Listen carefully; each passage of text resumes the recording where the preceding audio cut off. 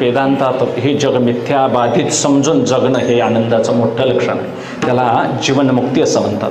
देह असताना देह तादात्म्य रहित स्थितीला प्राप्त होणं.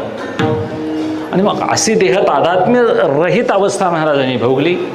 इतर अवस्थेत देहाचं तादात्म्य असतं. तुम्ही आम्ही संसारिक सुख भोगताना देह तादात्म्य असतं आमचं.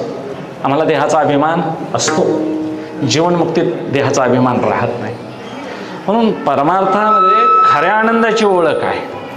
आता खरा आनंद आणि खोटा आनंद असं काही नाही महाराज. एकच आनंद आहे. फक्त आम्ही भ्रमानं त्याला वैषयिक समजतोय, काही योगाचा समजतोय, काही नाही. एकच आनंद आहे. फक्त आनंदाचे डोही आनंद तरंग. डोहा आनंदाचाच आहे.